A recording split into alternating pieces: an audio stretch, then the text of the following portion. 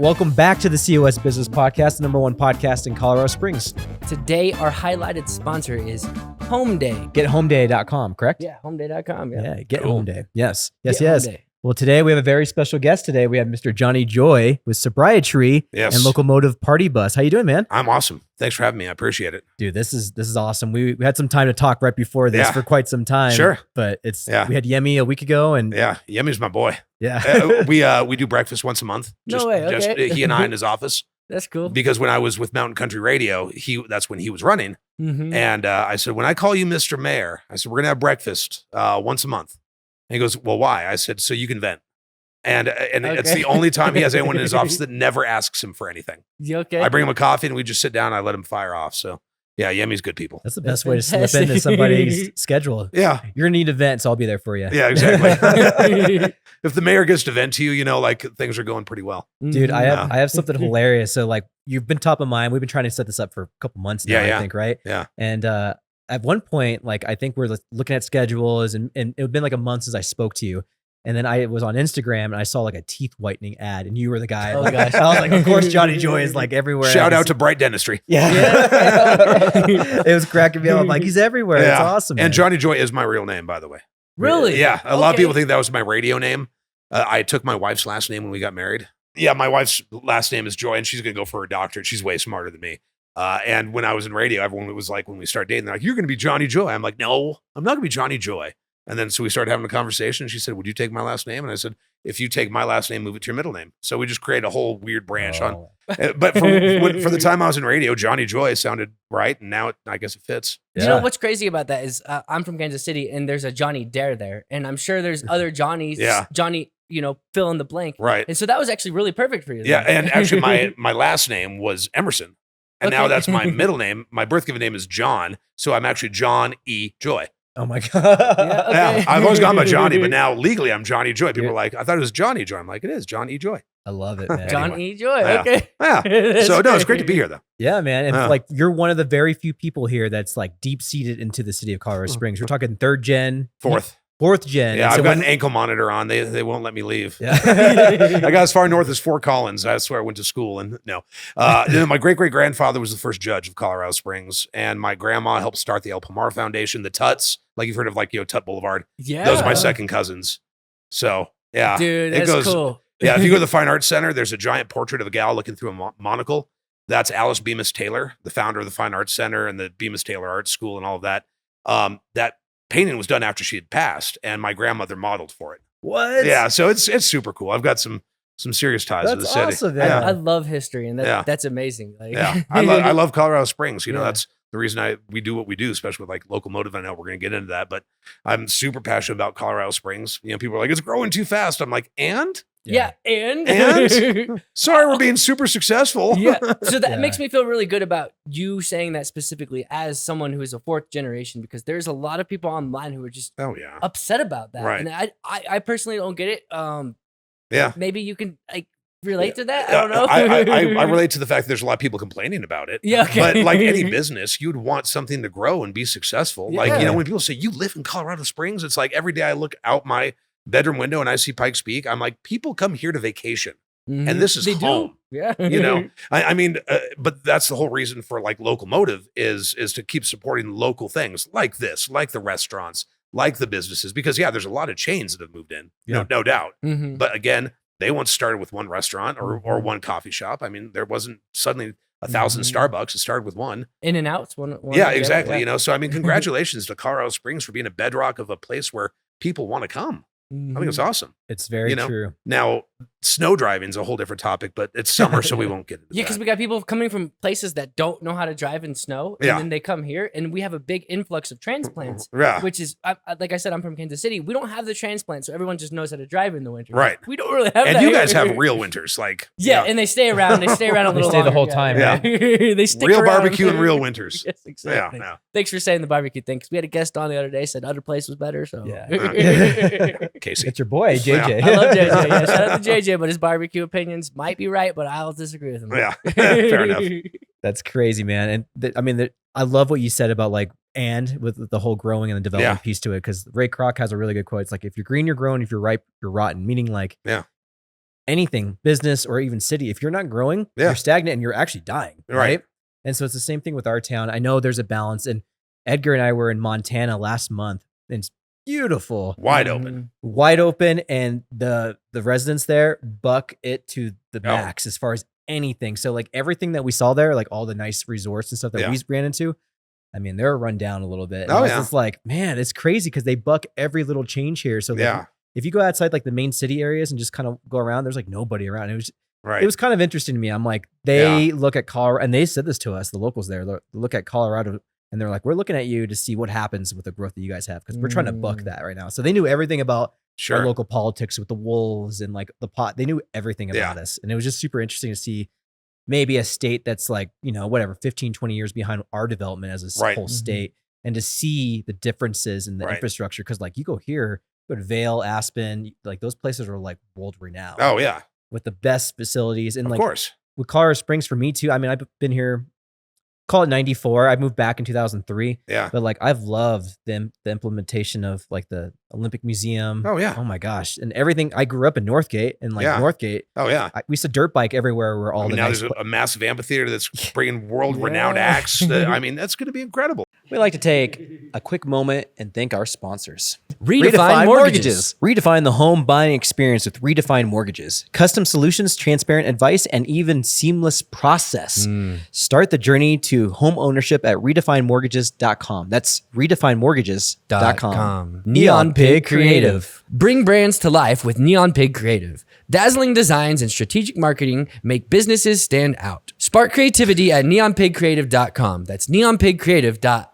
Exponential Impact. Fuel startup success with Exponential Impact. Mentorship, resources, and support available to amplify impact. Join a community of change makers at exponentialimpact.com. That's exponentialimpact.com. Fast Signs. Fast Signs can help you with all your signage and visual marketing needs. Whether you're starting a new business or just need a signage refresh, let Fast Signs help you. Make your statement. That's fastsigns.com. Cars Helping Charities. Cars Helping Charities is a turnkey fundraising solution for nonprofits. Cars Helping Charities allows your nonprofit to accept vehicle donations, which are sold, and then the funds go to the organization. CHC is partnering with my nonprofit of choice, Mattersville, to help them raise funds through vehicle donations. Please consider donating your car to support Mattersville. CHC will pick up any car, an old clunker you have sitting in your driveway, or a car you just don't feel like selling anymore. Make sure to visit carshelpingcharities.org. That's carshelpingcharities.org.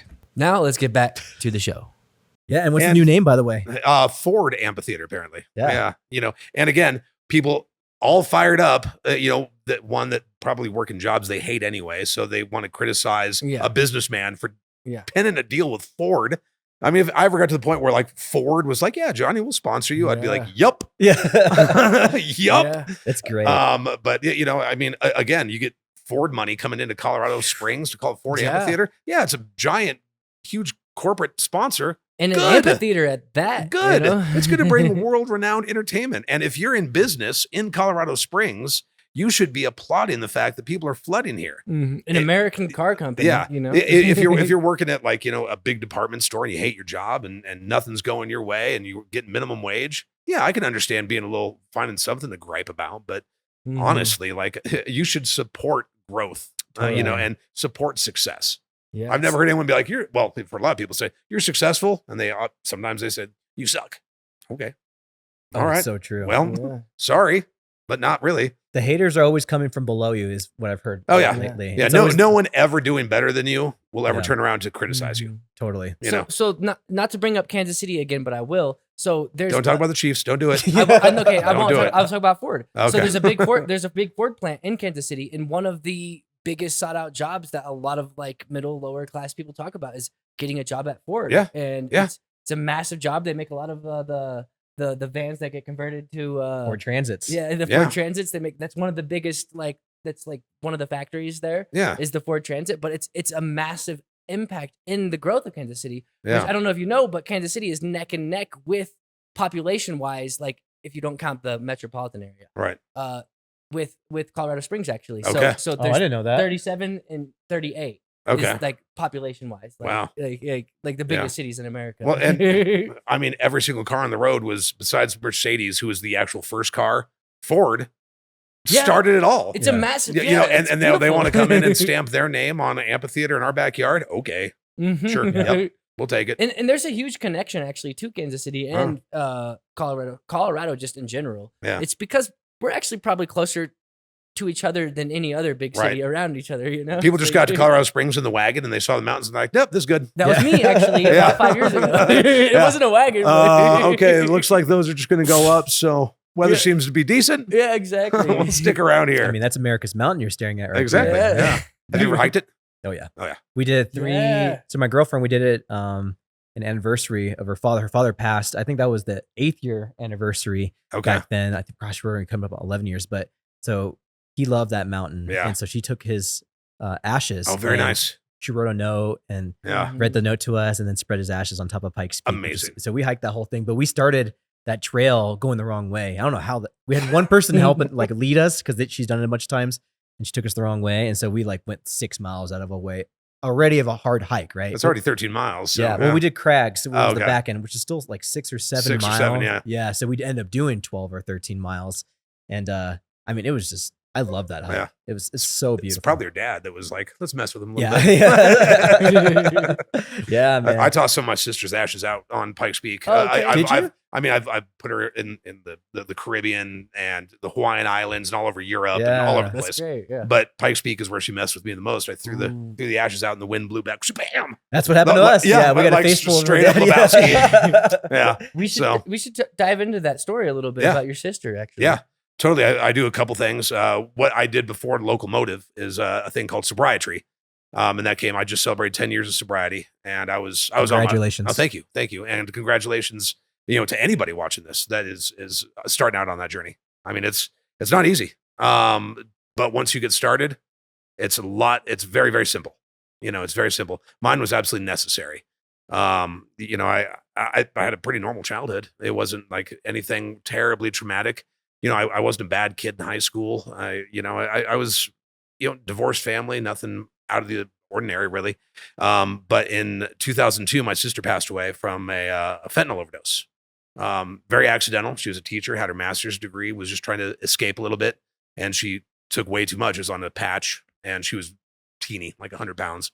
And she aspirated. What kind of patch, by the way? It was called a Duragesic patch for like AIDS and cancer patients, basically, that couldn't take medication. And she put 2 on and she passed out on her back and choked. And she was at Penrose downtown for 4 days in the ICU. Were they not doctor subscribed? No, she stole them. Oh, okay. Yeah. And we found more at her house. So we knew it wasn't like a suicide or anything. It was a total accident. She was just trying to get high. And fentanyl, Yeah. like that's crazy 2002 because you don't even really hear about fentanyl until about 5-10 years ago. Yeah. Really. When it became like a obviously street drug, like pills and being Yeah. pressed into stuff. So when it suddenly started making its reappearance, it was just that kind of gross feeling of hearing that term all over again. But now I can use this story to be like, look, this It's massive. And it's so dangerous. There's group deaths that Yeah. are happening now. Oh, yeah. Like because they think they're doing something else. Yeah, Like, exactly. it's crazy. And then, so, that was my only sibling and she was gone and I was 24 at that time. She was 28. And then 9 months later, my cousin died. Same deal. But hers was an asthma attack due to interactions with painkillers. And then I was pretty separated from my father. He left when I was about 9 and I kept trying to rebuild a relationship and it kept falling apart, rebuilding a relationship, falling apart. And I was in the midst of, after my sister's death, like trying to kind of get things like, where I could maybe have an adult relationship with him. And then I get the voicemail that he died that morning. And so within about a year and a half, it was boom, boom, boom. But I was bartending. I was making $100,000 a year, working 3-4 days a week in the early 2000s. Bartending? Yeah. Oh yeah. Oh yeah. I didn't know you could do that. Oh, yeah. My sister did that too here in Colorado Springs. I'm gonna bartend instead. Yeah. and that's when you were getting negative paychecks. I was making $213 an hour, but I was, still, but so the taxes were even less than. yeah. Oh, Yeah. okay. But I mean, you could make a ton of money if you're a good bartender, which I was, but things caught up, because when you're not taking care of what's going on between your ears and this is what you're doing instead, it just starts to build. It wasn't something that happened overnight. You don't suddenly become an alcoholic. But before I knew it, it was like, I'll just have 2 beers after work. Then I'll have 3 beers after work. Then I'll get 1 DUI. And then, maybe I'll have a beer at lunch, and then before you know it, 15 years passes and you wake up in the morning and your hands are trembling and you're throwing up all the time. And I mean, by the end, I was drinking 8 bottles of wine a day, plus 10 milligrams of Xanax every single day. Sometimes I throw a 12-pack in there. I mean, my BAC on my when I finally decided, I went to 4 different rehabs, trying to get sober, but I wasn't getting sober for me. I was doing it for my mom or a girlfriend, whatever it was, and then my final trip to the hospital, I went in with a 0.54 BAC. What's BAC? What alcohol level? Yeah. Okay. So count. 0.1 is 0.08 is drunk. 0.1 is considered, like it used to be 0.1. 0.2 is usually 10 days in jail. 0.3 is alcohol poisoning. 0.4 is usually fatal. Now it's 0.54. Just to give you an idea. So yeah, everything was shut down. Liver was shut down, pancreas, kidneys, the whole deal.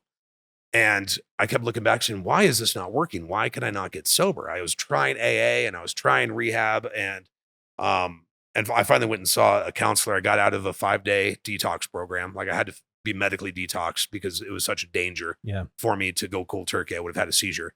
It can get to that point. I already had one. I had a grand mal seizure and was in Memorial for 5 days. So it's serious business. When they say it's a disease, well, it's a disease of the mind, partially, yes. It's more trauma related, in my opinion. Yeah. But then physically, it can become very, very dangerous. It can get to that. Yeah. And I sat down with a counselor. It was called the Alcohol Guru here in town. And I'd seen so many counselors in rehab, and rehab, they give you like little teddy bears to hug, and they say, "Hey, you're the best, high five." Psh, and take your money too. Yeah, of course they do. They take a lot of it. But then on day 31, when you're out of there, suddenly you're back in your house, and there's no one giving you high fives, no one making you a grilled cheese sandwich. So it's real easy to lose your way. And this counselor just looked at me and goes, and pardon my language, but he just said, "Johnny, can you tell me why you can't pull your head out of your ass?" And I was like, "How dare you?" And then I was like, "That's a really good point." And that's the one thing that stuck with me, was like, why can't I do that? And then like, if you sit down on the edge of your bed and you're having all these problems, the solution.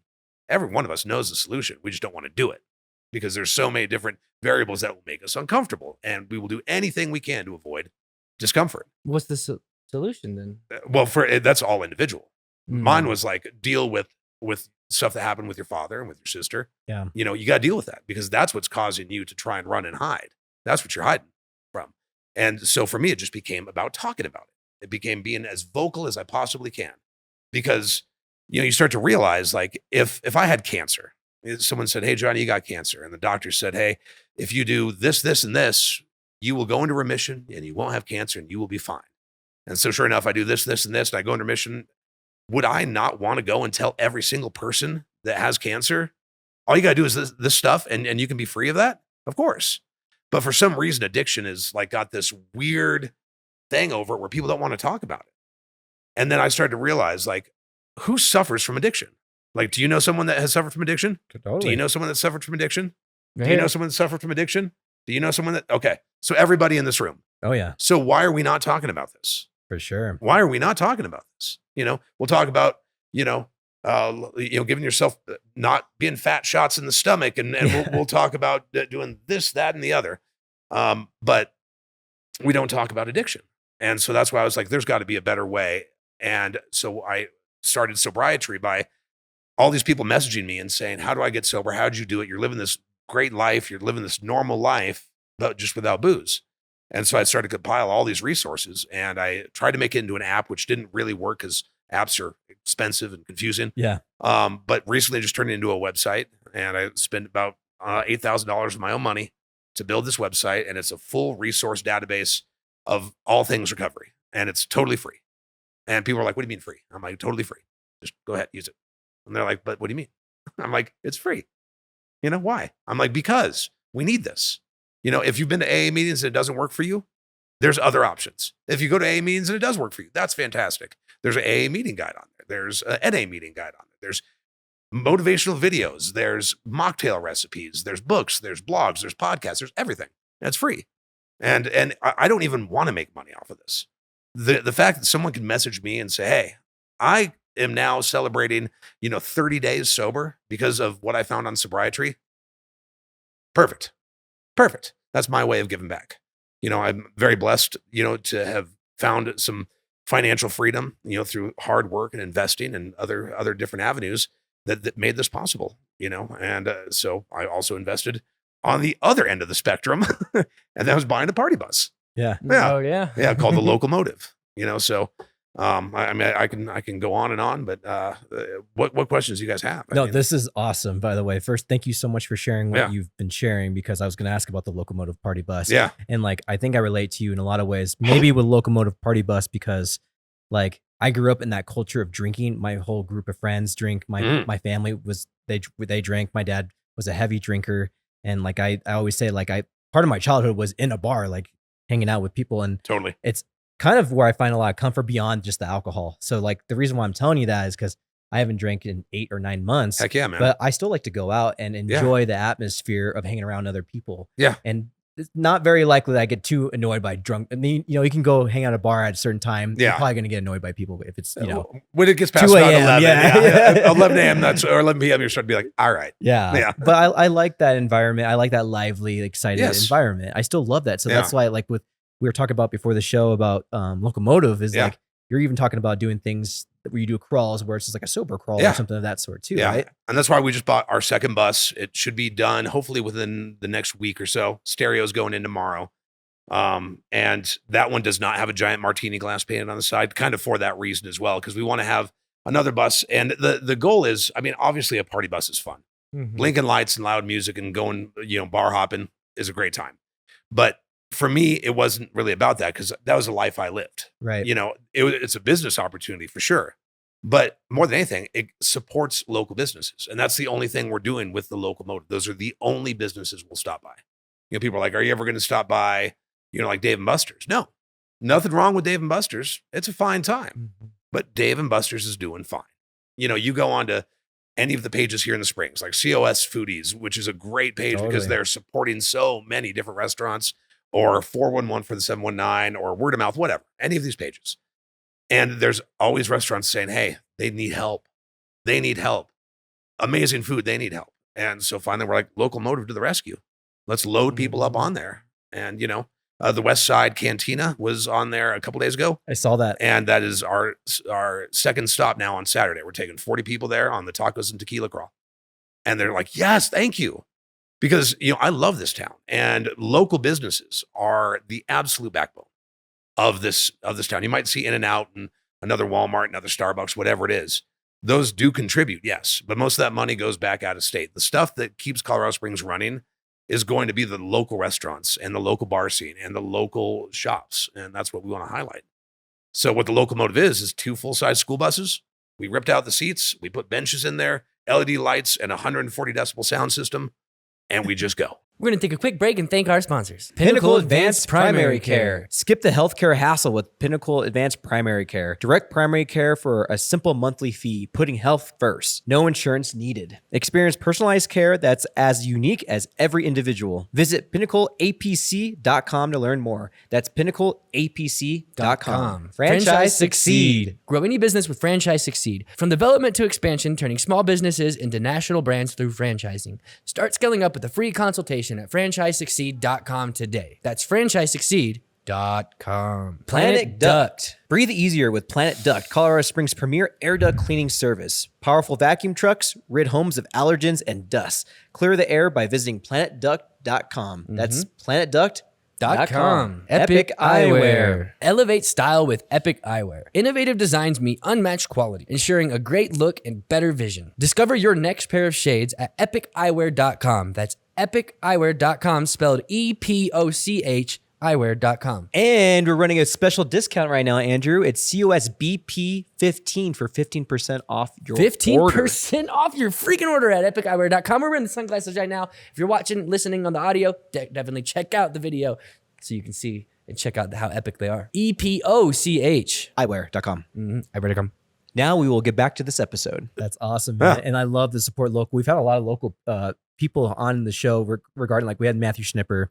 Yeah. We had him highlight so many good places in and around town. It was awesome. And I'm a big coffee person, huge coffee person. Me as well. And he mentioned he rattled off 5 or 6 places I haven't been. I thought I'd been to everyone in this town. Well, you'll have to throw me some of those too, because he's deep in it. We'll watch the episode. Okay. Yeah. All right. He was talking about some on the west side of town where I had not been yet. Okay. So I was like, oh my gosh, I got to go to these new ones. I love that. And then we had Megan Thomas with Springs Native, and she was just rattling off And I love that. Like there's so much flavor to this town, like, especially in the past 10 years where I'm just like, this is why I'm so proud to be from this town. Like just the great, like you're talking about West Side Canteen. I haven't been there yet. No, but I've either heard I. amazing things about it. Yeah, exactly. You know, and the list just goes on and on like that. And it takes us to actually go to these places, because I think a lot of the time when you go onto social media and you see people, you know, whine and complain about the springs growing, they probably live out in suburbia and they don't get much outside of their mile radius as far as places they eat, places they drink, you know. So it's like, or just go downtown, hit up like, you know, the not anything against them, you know, they need it too, you know, but like the downtown ones. But I mean, there's so many places to go, and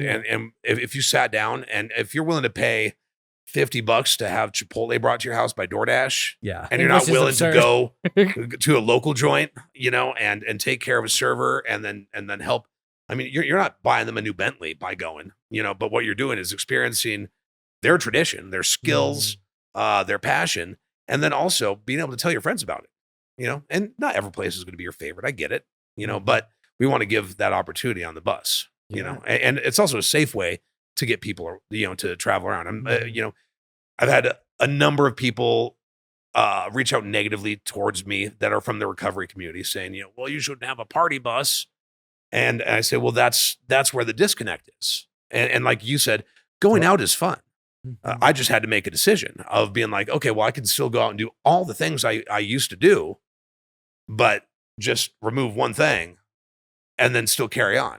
Because if I lost the ability to go like to Bronco games and to Avs games and go to concerts, just because there's alcohol around, you know, like, I always find it funny. I like go to a bar and I run into someone. They're like, "Oh, sorry, I'm drinking in front of you, Johnny," and I'm like, "I'm at a bar." I mean, if you walk to an AA meeting with a bottle of Jack, I might say, "Well, you know, like let's tone it down a little bit," you know.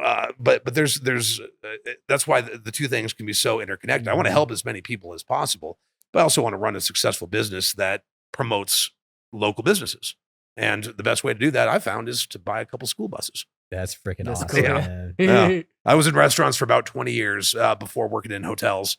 My skill set is restaurants, hotels, and then accidentally in the radio. Radio ended up because I was a smoker for a long time, so I got a cool voice. That's awesome. And you can talk because of the other skills, though, that translate. Yeah, exactly. Usually if you're a bartender, you know how to talk to people. I quit smoking, quit drinking, kept the voice, and you know, and then learned, you know, public speaking through being on the radio for about 8 years. You know, Mountain Country's an incredible station. I got nothing but love for them, and now I get to be a stay-at-home dad, though, and run a party bus company. I'm not on the party bus that often. People are like, "Oh, I'd hop on and see you." I'm like, "No, I'm at home." Usually in my pajama pants by about 8. I've read my daughter's a nighttime bedtime story, and I've got an amazing team. You know, my wife and I have an amazing team that we assembled that used to work for the original owners of the party bus, and they take really good care of us. We take care of them in turn. They take care of our guests that in turn take care of the local community. And those party buses aren't against drinking, though, are they? No. Okay. Of course not. No, I mean, because that's the thing is about 6% of Americans, it's about 6% of Americans have an alcohol problem. You know, a problem where they drink too much. And I feel like that's probably an underrated number. Probably, but that's still right around 20 million people. I mean, 20 million is a lot of people. That's why you can say, do you know? It's just the other people that haven't said they had a problem. Yeah, so exactly. Probably like way higher than that. And what I tell people, I'm like, if you're an alcoholic, you don't go on party buses. Alcoholics sit at bars. True that. Or they sit at home. They don't go out on party buses. Party buses are for what we call normal people, which is the lion's share of the community. People that can go out for one night, you know, pay us $25 for a seat on the bus. We drive them around, and if they get absolutely tanked, they'll have to deal with a hangover in the morning, but we drove them around safely, and they had a good time. You know, and maybe hopefully they remember the places they stopped by. If they don't, well, that's on them. But 95% of the time, people are really well behaved, and they have a really good time, and they got to experience 4 places they've never gone to. Do you think there's a connection with I'm going to say it wrong, Sobriety? Sobriety. I wanted to say it wrong intentionally because I know. Yeah, exactly. By the end, people are going to say, so what is it? Yeah. So do you think, I you know, and I'm sure you probably empathize with the people who kind of push back with you on that. Yeah. That does kind of seem counterproductive a little bit, right? To a point, yeah. But again, these are our normal people that want to go out and just have a good time. You know, not everybody that drinks is an alcoholic. Far from it. Yeah, and not everyone that homeless is a crazy guy on the street. We were talking about Exactly. that. I mean, Yeah. people have struggles of every kind. Mm-hmm. I'm happy to help anybody that wants to reach out to me. You know, I don't actively pursue people in alcoholism. People say, hey, can you call my brother? Can you call my dad? No, if they want to reach out, I'll gladly help them where I can. But food and beverage go hand in hand. And people, lots and lots of people can celebrate very normally. Mm-hmm. So when I was offered this opportunity, why would I turn down a business opportunity because I have a problem? Mm-hmm. You know, I mean, that's like me saying, you know what? I've got diabetes, so you can't have a candy bar. You know, I mean, that's really kind of what it comes down to. There's a lot of people that can go out and have a good time. You don't catch alcoholism in one night from one ride on a bus. You know, the alcoholism that wrecks lives has been there for a while, and it's something that needs treatment. But treatment in talking about it, treatment in seeing counseling. You know, but I think there's a lot of better ways for me that I found than the mainstream solutions that seem to be out there. And that's what Sobriety is for. You log on to sobriety.com and then you can do it on your phone. It looks great on mobile devices. Yeah, I'm excited to check it out. Because that's when people are struggling the most too. It's not at noon. It's at 3 a.m, you know, when they're just laying awake and they're like, oh God, you know, everything's falling apart. Go to Sobriety. Look, and you can watch a motivational video. You can see videos from some of, like, you know, Robert Downey Jr. talking about how he had a gun barrel in his mouth. You know, I mean, you can see all these videos. You can find treatment centers if you need them. You can find recipes. You can find other sober activity groups like the Phoenix. Absolutely amazing. There's the Recovery Rebels, the softball team. Rise as Lions. My buddy Rob Decker. Rob Decker's been on twice actually. On this podcast. We actually need to get him back on. Oh yeah, actually, yeah. Rob's amazing. Yeah. He works with Slice 420. Yeah, you know, another amazing group where you hear Slice 420. What have they got? Weed in your pizza? No, it saved their daughter's life. You know, there's so much misunderstanding about what addiction is, what it looks like, and ways to treat it, versus also going out and having a good time and supporting local businesses. Yeah, totally. I completely agree with what you're saying. Yeah, I think it's a great point. And I love, you said this a little bit earlier about like, I had to attack the problems or the traumas in my life before I could ever like really care to get sober myself. I was doing it for other people. Yeah. And I was listening to what's his face? Steven, the big podcast. Stephen Bartlett. He had Jada Pinkett Smith on, like, I don't know, it was like a year ago. Yeah. Or was it the Indian guy? Or are you talking about? No, it was Stephen Bartlett. Yeah. And she was talking about her traumas, and she's like, I either was going to get at it or was going to get at me. There's no other way about her trauma. Yeah. And I just thought that was just a beautiful way that how you put things. It was that, like, you have to confront whatever it is that is bringing trauma back into your life, whatever it is, right? Yeah. From childhood, from whatever, before you can do anything positive in a big way for your life, because you're going to fall to those old traumas. Well, and the thing is, people run from it. They hide from it. And they use, I mean, some people use sex, some people use gambling, some people use stealing, some people use working out. Video games. Yeah. I used booze and a lot of cocaine and some pills, you know? And that was my way of escaping, because when those damn feelings came up, I was like, no, let's drown you. Yeah. And the more I talk about it is the only way I can stay sober, you know? And that's why I tell people when they're like, well, I don't want to talk about it. I'm like, no matter how bad it is, I mean, pretty much no matter how bad it is, there's somebody probably within a couple miles of you that has seen the exact same thing. You know, you can go on social media, put it as anonymous and say, hey, look, I'm having some serious stuff come up about what happened when I was a kid. You know, has anyone dealt with this? And I guarantee you, you know, people will not shame you for getting sober. You know, the people that shame you for getting sober are usually the ones that actually have drinking problems. Yeah. That's kind of been my experience. But most people will say, like, hey, congratulations, that's awesome. And anyone that's not going to support you for making your life better, well, bye, see ya. Don't need that. You know, that's silly. You know, so again, that's why I created Sobriety. Is like, give people an avenue where they can find sobriety their way. You know, and instead of being told or having to pay $30,000 to have a counselor tell you, you know, inside of a room where you all sit in a circle and hold hands, like, that's not real life. If it helps, cool, you know, but you got to deal with the real world out there.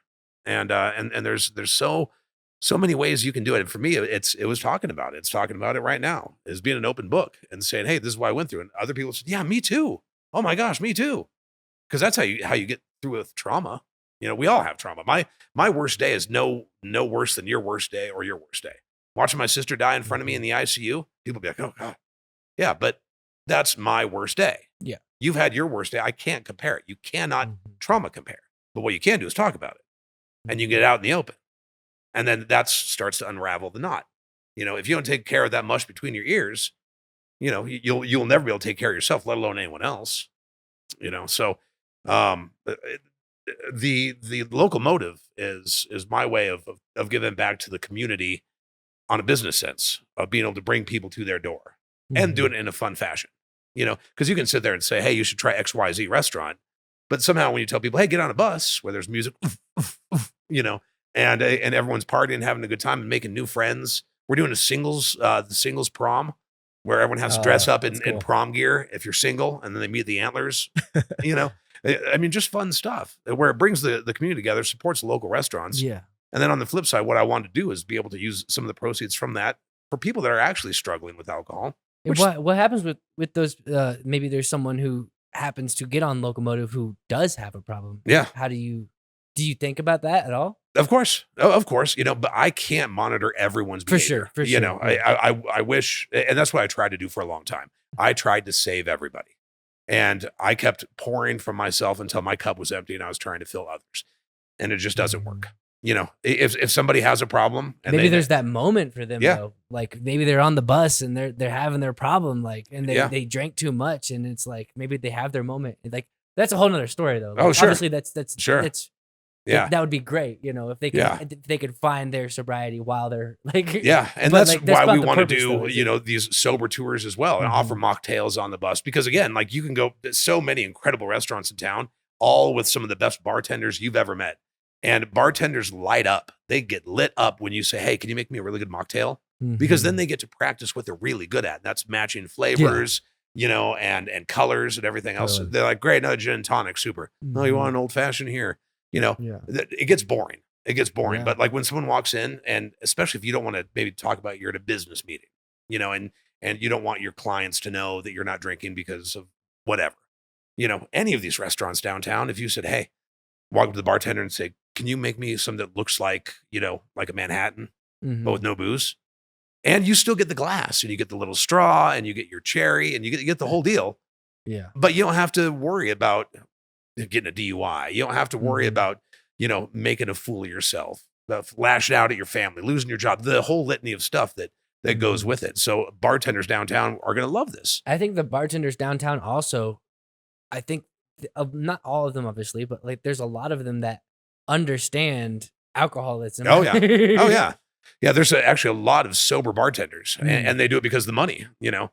I mean, I could go back to bartending if I wanted to, but I just don't want to be part of the problem. It's not that I would be tempted to drink. They see it. Like, they can see, they see it probably more than anyone. Well, you were a bartender, right? Side. Oh yeah. I was with Old Chicago for about a decade, then McCabe's Tavern. And I worked at the Ritz and Southside Johnny's, and, you know, back in the day. And that's the thing, is like about 10% of bartending is cocktail, Tom Cruise, bottle flipping, loud music, you know, blowing fireballs. That all happens. But the other is like, you know, cleaning up the puke, and the guy that comes in at 11 a.m. that can't even get the glass to his mouth because he's shaking so bad, you know, and that's when you're just like, what am I doing? So the bartenders have to deal with it probably more than anyone else. Yeah, exactly. So when you say like, hey, and if you just walk up to a bartender and say, hey, I'm not drinking, you know, they're going to say, good for you. And they're going to make you something that's going to knock your socks off. Because one thing that a lot of people when they first get sober are afraid of is getting the big red soda cup, you know, with the long plastic straw, drinking a Sprite. I'm like, you don't have to do that anymore. Have the conversation. If you don't want to have the conversation, it's going to keep you locked up a little bit longer in my experience. And that's been about 10 years now. But if you start to have that conversation with your friends and your family and say, hey, look, I got to change my life. You know, you don't have to change anything you're doing. I've got to change what I'm doing for me. And again, if they say, well, you suck, well, then they probably don't need to be in your life, because anyone that wouldn't want you to better yourself. And then you start having that conversation with people, and go out to bars, go out to Bronco games. You got to learn how to live your life.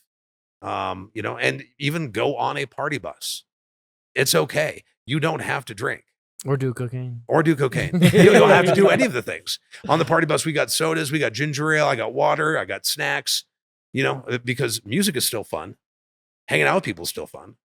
I think people forget that when they drink, because like I've been out many times that I haven't drank, and I forget that I'm not drinking. To be honest with you, at some point, I think I forget, and then everybody else forgets that I'm not drinking. Yeah, we're just enjoying each other. We're connecting, and we're having fun in a fun, exciting environment. Yep. So there is a certain point they're like, "Oh, you're not drinking," and I'm like, "Nope."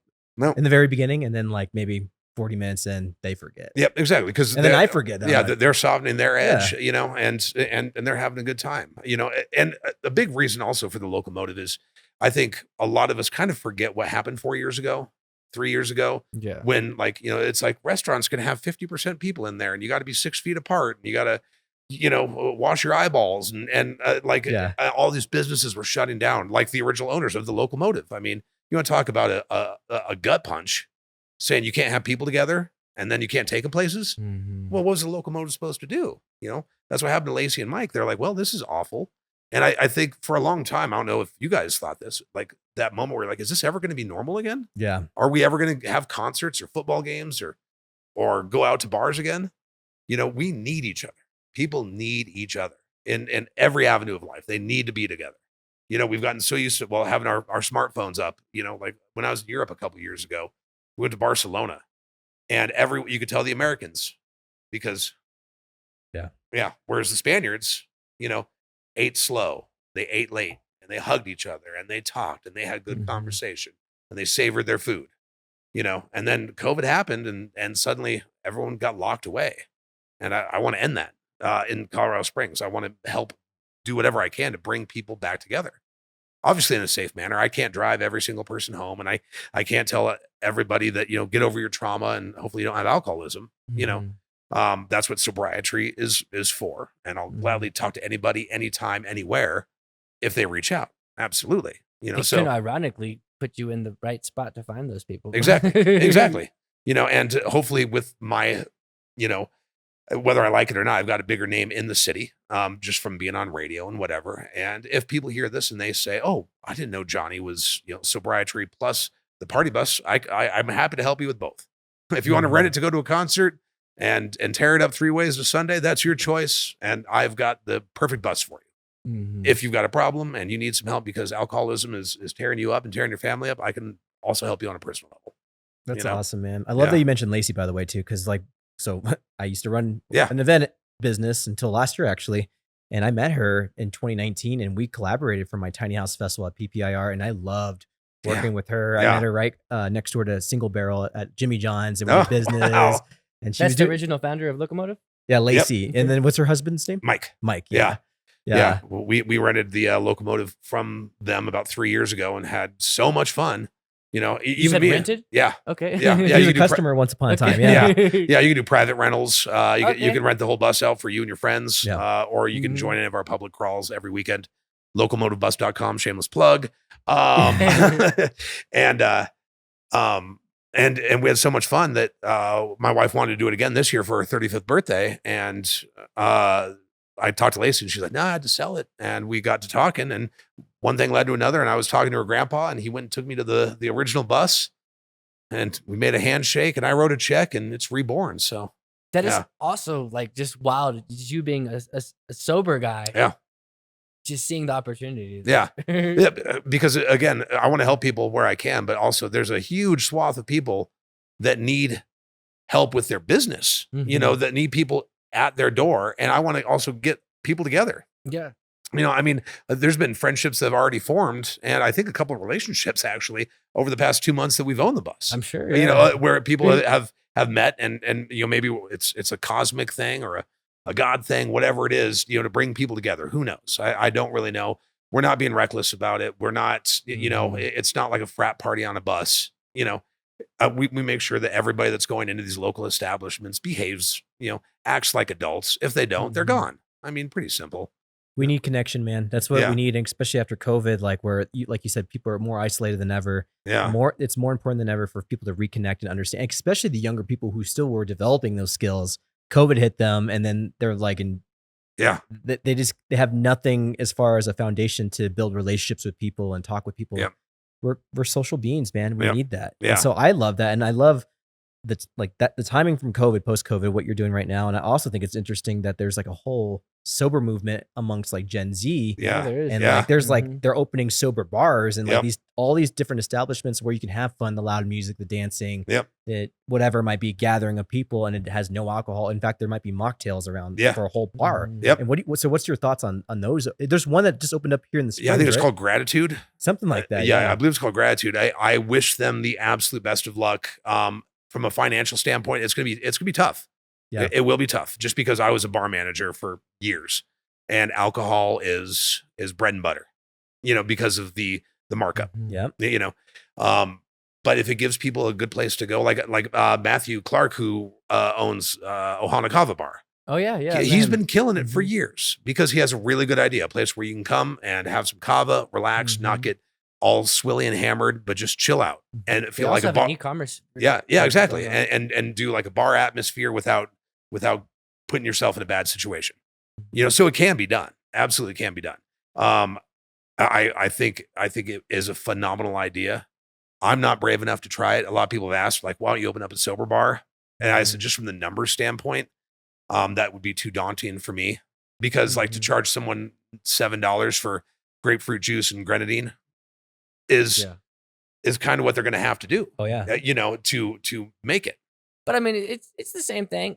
Like you can get, a bottle of Tito's from the liquor store, but it's absolutely. marked up regardless, Yeah. Well, and that's why I tell people go out to bars for a very certain reason. Yeah, it's not because of the alcohol. It's not. No, It's Yeah. experience. Yeah. I mean, you can go get a 6-pack of Beehive from Bristol right down the street, for $11, or you can go into the tap house. Buy one for For about $12 after tip, but you're going for the experience, So again, that's why the goal of Locomotive isn't to like promote drinking. That we don't allow drinking on the bus.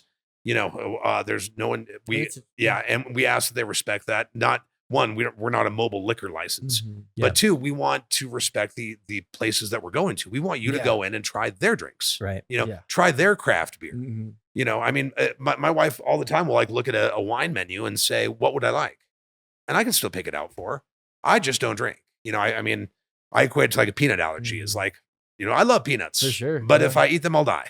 Yeah. I mean, same thing with alcohol. It's like I would love to, in like an old country song fashion, put my arm around my girl, sit on the tailgate of my truck, drinking an ice cold Coors Light. She could have one ice cold Coors Light. I'll have the 12-pack, and it'll be gone, and then I'll start a fight. Yeah. So it's just one of those things that I just eliminate. But there's so many opportunities for us to help the sober community. Doing foodie tours, doing alcohol-free tours, doing mocktail tours, and then also for the normal people. And I'd like to integrate the two of them. If I was ever going to open a bar, it would be a split menu. One side would be cocktails, the other one would be mocktails. The normal people. Yeah, like high-end mocktails though, like really good, complex. A lot of places are doing that now. Yeah, by the exactly. way. Yeah, and that's what I love. Is like you can go to it and they actually have mocktail menus, and I'm like, yes, perfect. This is great because people are starting to feel good because they got their glass, they got their straw, they got something where they feel like they're part of the group. They can cheers, they can hear the clink, And imagine doing that, like where people can feel comfortable coming on the Locomotive too, where we'll do a bartender on there. They'll be just serving mocktails. That'd be awesome. And everyone else can have their mocktail on the bus. Others can go into the bar. People can go in the bar if they want to. They can stay on, listen to music. We're going to have Poppy, Sorales. Yeah, he has Acme Event Company. He does dueling pianos. He's been in town for a long time. Cool. Dueling Pianos is the newest. Louis. Yeah, Louis. Louis. And we're gonna have him set up a piano in back one of these days and do a piano sing along. That's cool. Yeah. So it's not about. It's called a party bus, and that's just sort of the name that Google likes and analytics likes. And, SEO and all that. Yeah, it likes party bus. That's what people are looking for. But so much more than that. It's an experience. It's experiencing. And we can't say a tour bus because there's other companies here in town that already have that market. And I had to put up a little fight with them saying, hey, we're not going to Garden of the Gods. We're not taking you to Seven Falls or the Broadmoor. You guys got that. We're not touching that. We're taking people to restaurants. Yeah. Okay. Yeah. So I would call it more like an experience bus. That's what I would explain it as, like, Locomotive experience bus. So you can experience, imagine like in one night going to an Ethiopian restaurant and then going to a Spanish restaurant and then going to a barbecue joint. I would love it. Yeah, exactly. Yeah. Exactly. And there's no one else doing it.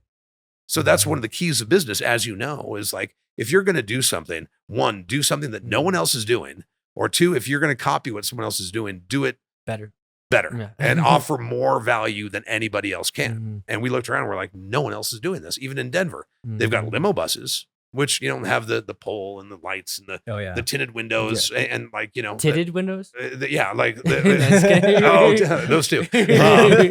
But where it's like the VIP bachelorette experience, Yes. instead of just a casual bus, where you just get to, where you don't have to feel like we're sitting in a limo, you can wear your flip flops and jeans. Mm-hmm. It's Colorado, man. Yeah, right? exactly. That's a Colorado style bus. Yeah. It's like Yeah. rough and tough, spray painted the outside of it. Yeah. It's awesome. We gotta show some pictures on this episode pop up when he's talking, because he's doing some cool things to the interior of the bus. A local artist, he spray painted both. He does graffiti art, and so now we got like rolling artwork too.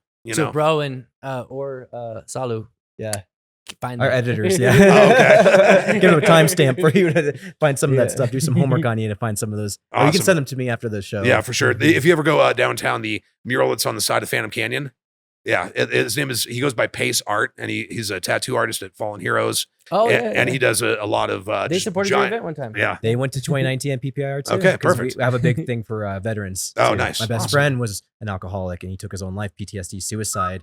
And you reminded me when you were talking about your BAC, his was around what yours was in Yeah. the hospital Yeah. when he passed away. So I think it was in the 0.5s. Yeah. I think it was in the 0.5s. Yeah. Which is just it's insane. unreal. The way you explained it, I knew it was really high. I Yeah. knew it was multiple times Yeah. the sober limit. I just didn't know like what you're Yeah. talking. That's like almost like like cardiac arrest, Amy right? Winehouse was at a 0.41, and she died of alcohol poisoning.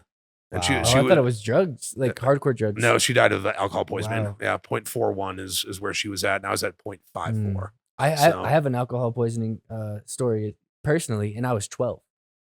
Yeah, yeah, Yeah, it was bad. yeah. I mean, it's one of those things that like I say I wish I could drink like a normal person. And after 10 years, could I? Maybe, but am I gonna chance it? No. I've got 2 amazing little girls, the most beautiful wife in the world. I got an incredible business. I've got so many friends. I've got incredible contacts throughout the entire city. I've got a mission to help people get sober if they want to get sober. I got a mission to help local businesses flourish and people have fun doing it. I mean, so I want to also be the sort of like what Jim Carrey said, like, be the proof like that anything can happen. Mhm. Like I remember laying there in that hospital staring up at the lights, hearing the buzz and thinking like, what's going to happen? Was anywhere on my bingo card that 10 years later I was going to own 2 party buses? No, absolutely not. I think irony is it's great. Yeah. I think there's really awesome things that happen out of irony as well Yeah. too. And I think that there's just what you're doing is awesome. And Yeah. I think that there's like, obviously you get some pushback, but I think that only fuels Well, the greatness. you yeah. know? If you're doing any kind of business and you don't get any pushback, yeah, you're not doing that good. Yeah, you're not doing it For right. Yeah, sure. you got to have some critics out there. Oh, yeah. And that's, I also want the chance to explain. I could go online and be like, F you, blah, blah, blah. Or I can explain myself and say, hey, look, that's not the point. Like, as an alcoholic, I call myself a recovered alcoholic. Mhm. That AA doesn't like that either because they always want me to call myself an alcoholic. Right. I'm like, no, I was big time. I'm not anymore. If I had cancer and I was in remission, I wouldn't walk around saying I still had cancer. Right. No, I'm One thing I noticed though, like about 30 minutes ago in this conversation, you said I have a problem. You didn't say I had a problem. Yeah. So there's something there. Oh, Like, yeah. It's like I will Yeah. always have a problem Yeah. with alcohol. yeah. And I'm saying it was something that was profound to me to notice you saying Yeah. that. I think was yeah, you didn't say like I had a problem. You said I have a problem, Yeah. which there is something that's attached. Even though don't say you're an alcoholic, you say right. you were an alcoholic. Yeah. There's it's Because like being an interesting. alcoholic to me is more like a verb. It's Mm-hmm. a practice.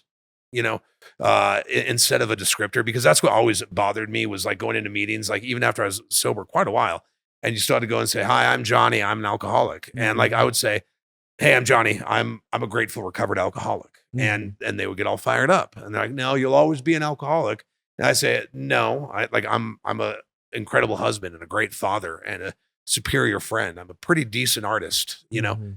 There's a lot of other things I am rather than an alcoholic, but I will always have a problem with alcohol." Yeah. Because I know that if I popped a beer open right now, well, one would floor me. It would be hilarious. Yeah. and 2, it would probably take me right back down that path really fast. Because we've seen, celebrities that Totally. have been sober 20 years. Philip Seymour Hoffman, Mhm. like it looked like he was good to go. Did Hunger Games, everything, and one night, you know. One of my favorite songs is it's an Eminem song. It's about addiction. I can't remember the exact name of the song, but he said, "I'll just have a half a glass of 9. Sounds asinine, yeah, I know," or something. Yeah.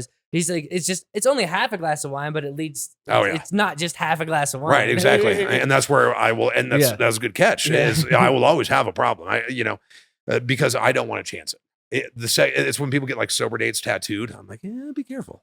Be careful. Because you're just staring at that. If I'd say I had a problem, the problem will always be there because I've got to pay attention to it. My therapist, he told me, he said, I said, why is it suddenly gone?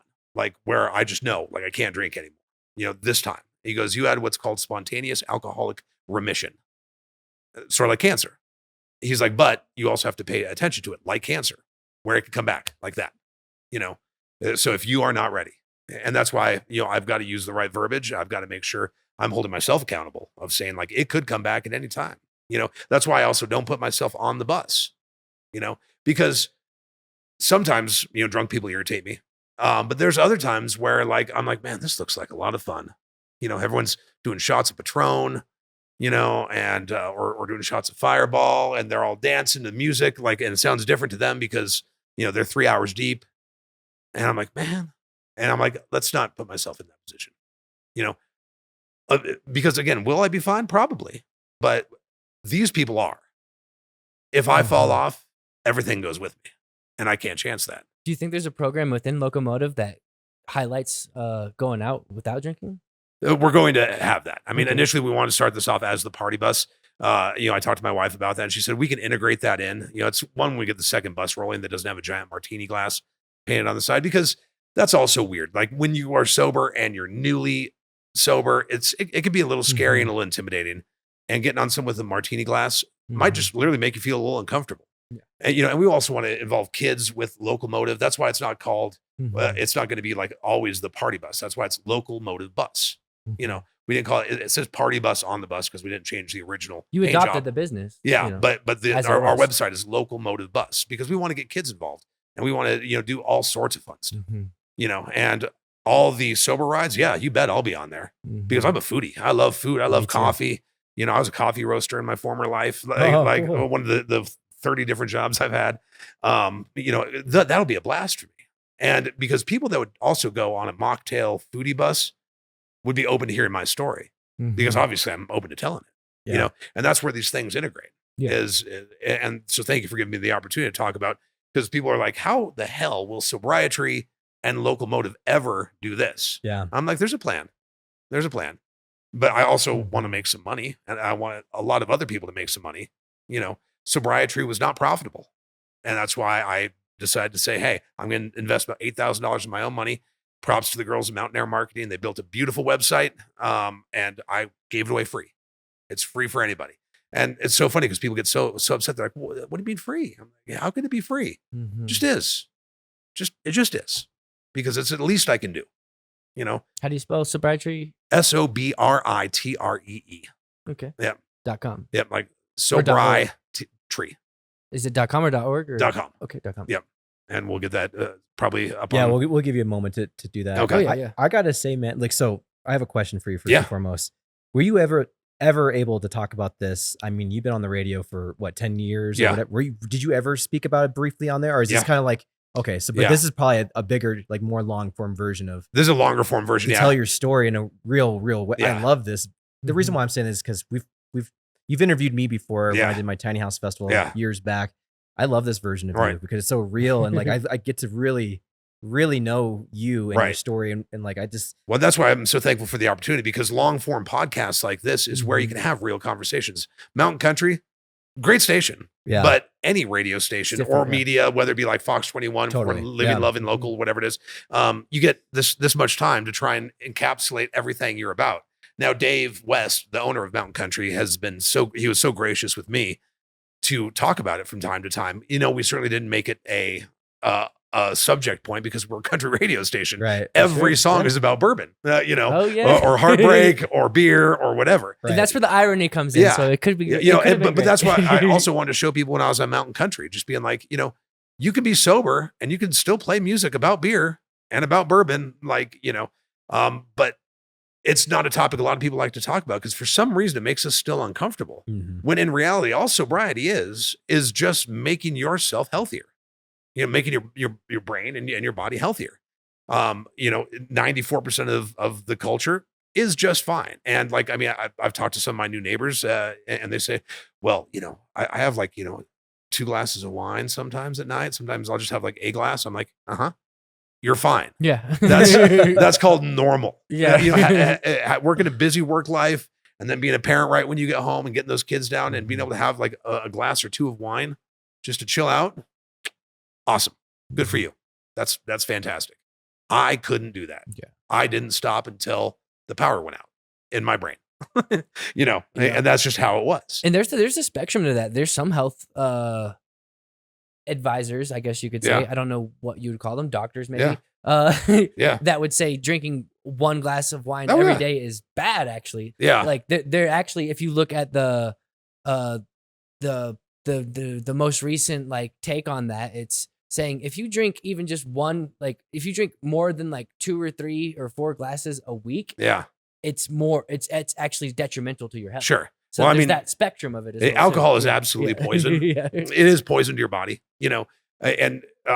but again, the body is very robust, Mhm. Yeah, except for yeah. like red wine that they've sent some of the tannins and really good quality red wine, is pretty good for you. Now I would having 8 bottles of red wine, not as good. See, that's the thing. You have enough for a lifetime, Some I people think. who are addicts will have to drink the whole entire bottle if they start it. Yeah. You know? Oh yeah. Like, I mean, people used to it- give me like cork, like, wine stoppers, like really intricate glass blown wine stoppers. I'm like, what's this for? I'm not going to put a cork back in it. No, And so this is, yeah. it's going to be gone. And that's just the way it was, And it's a spectrum, it's like Yeah. you can go all the way to the extreme of saying like even 4 glasses is bad. Yeah. Or you can be like having the control where it's like the spectrum of alcoholism is that like some people just they can't stop after Well, they have just one. Yeah. Well, and I was never a drinker that would like savor, I mean, I went to a buddy's house and his mom brought up a bottle of like $1,500 Merlot and it was like a 1967, and they had like the garage with like the 8 cars with That like the thing's gone in a Viper. night. Yeah. And they poured me a glass of this like $1,500 wine. And I was like, and they're like, did you taste the vanilla and the oak? I'm like, No. nope. Yeah. It tasted like old red wine is Yeah. what that tasted like. I've never really been like, a sommelier where I can be like, and the notes of the blackberry. Mhm. I mean, my wife will be like, "Ooh, this is like a mango sour," and I'll smell it and I'll be like, "Yep, smells like beer." And if Yeah, you you did know- that, it would just be an excuse to drink it more. Yeah, I mean, so for me, like, there's some people that really enjoy just having like a pint of like on a cold night, having a good old stout, Yeah, And again, the idea of that sounds amazing, it does. Yeah, but I don't sip. I chug. If it's hard liquor, it's gone. If it's beer, it's gone. So I realized every bad thing in my life that kept happening had one commonality.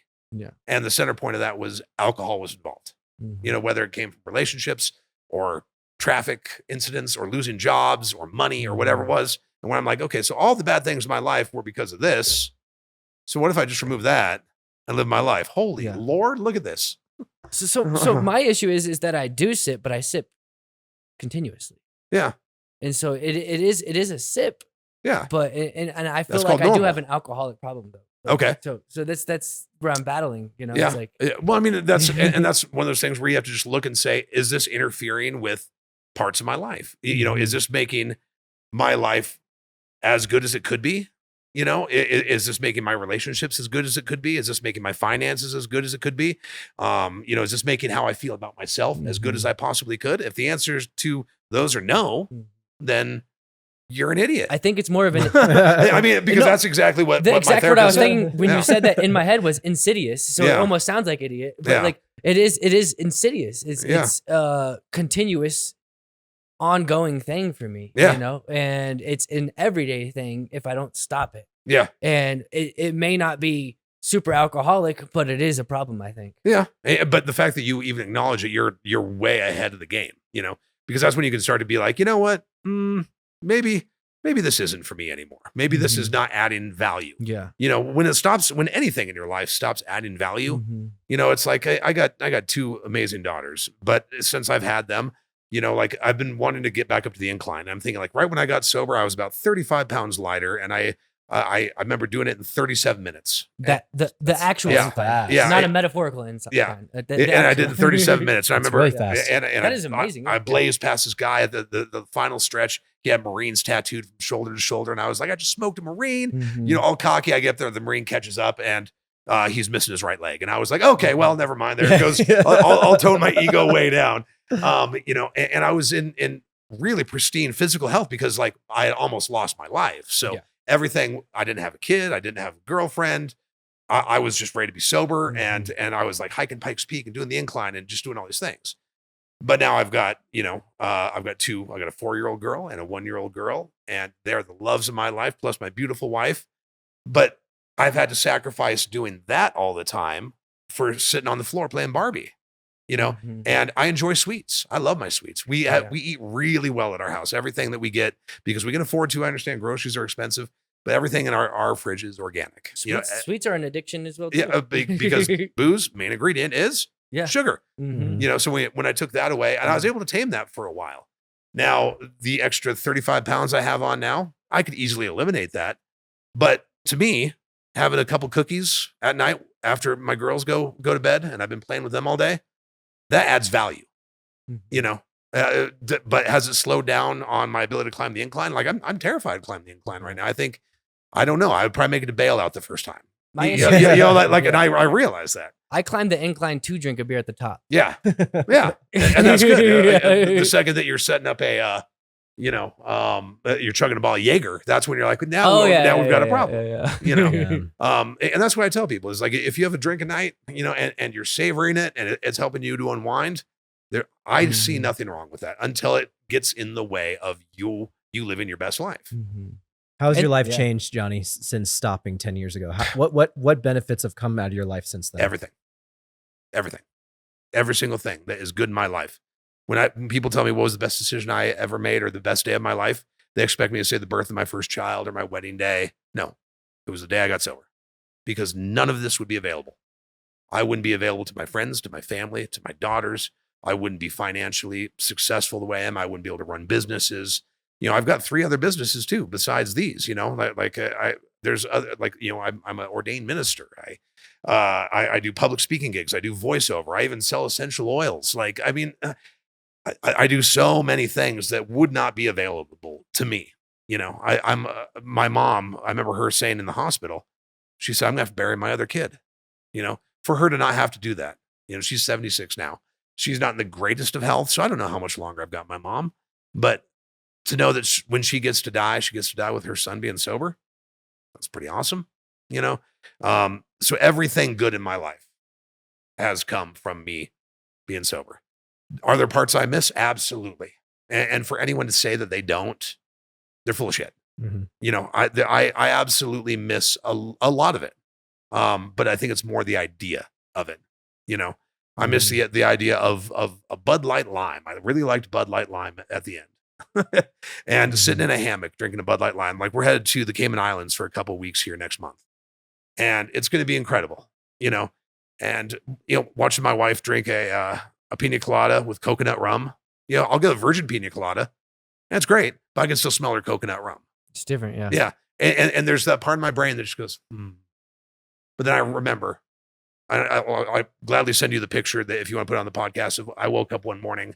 There's like blood all over the wall and on the pillow and on the floor. I went and looked at myself in the mirror, and my whole face was crushed. I still don't know how it happened. I've got a plate under this eye for the rest of my life.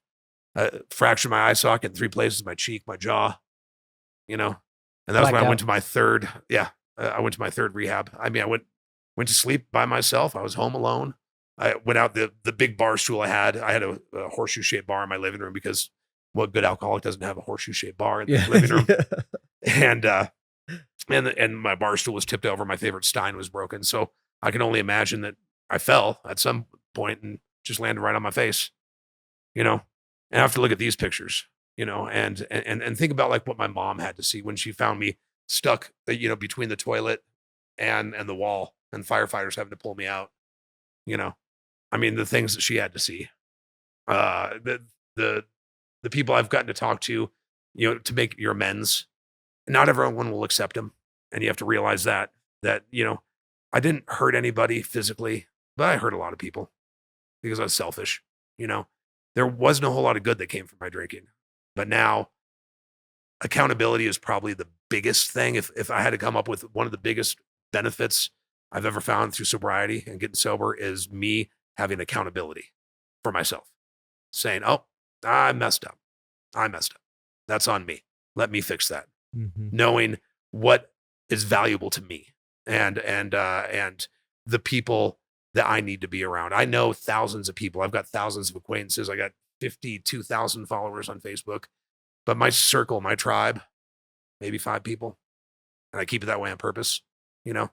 It's a wonderful, wonderful life I lead right now. And I want to be a successful business person. Absolutely. I want to make money to support my family, of course, and build something that I could eventually sell, either be it Sobriety or the Locomotive or both, to put a financial wall around them that nothing will ever touch. But in order to do that, I've got to help other people. I've got to help other people either get sober, help other people with their restaurants, with their businesses, with their dreams, because the more I'm able to help other people get what they want, I know I'll always be able to get whatever I need, and that's the kind of the crux of it right there. I think that's a great way to end the show, actually. Yeah, it's beautifully put, friend. Beautifully put, for sure. That's your camera right there. Where can we find you? Okay, localmotivebus.com, not local, like local, motivebus.com. You can go on to Google. We're trying to get to the top of that right now. And then on the other side of things, Sobriety, SOBRITREE.com. You can find us on Facebook, and the website is absolutely free for you to use anytime, anywhere. And feel free to message me, Johnny Joy, on Facebook, Real Johnny Joy on Instagram. And then obviously, if you can get in front of these fine gentlemen, I highly recommend you do. This has been great. Yeah, thank you so much for sharing your story, man. This has been like a really, really great episode. And again, opening the door to your life and even the traumas, I think is so important that you voice it. Like you said, it's like a form of therapy for you, but it's just so beautiful because there's so many people who are going to be able to connect to that. Yeah. So many, like you said, you make the anonymous post on Facebook, look at all the people who flood your way. Yeah. I feel like it's going to be the same way on this. So again, thank you so much for sharing your story. It's so important. I just realized this is the first podcast I've done since COVID that has been in person. Wow. Yeah. Okay. Yeah. It's all been like Zoom podcast, which is always like, we never did Zoom podcast. We only stayed in person. Awesome. I actually shut down the podcast for 5-6 months. because you couldn't have people in. Exactly. Awesome. Good for you. Yeah. And congratulations to you guys. About 5 years now? Yeah, I think he does the math over here. So. Almost 5 years, November, you said. So yeah. Anything that survived through COVID and is back doing as well as you've done, kudos to you. We're stronger than ever and we're only growing, I think. That's awesome. So, yeah. Awesome, man. Beautiful. Let us know anything we can do to help and support you. We have to go on a couple of rides with you for sure. That'd be so much fun. Yeah. Check out Sobriety as well. Yeah. This has been so good. So, awesome. Yeah. Awesome, man. Well, we'll see you guys on the next one. That was awesome, man. That was cool. good. Awesome. Thank you so much for sharing your story. Thanks. Yeah, we did.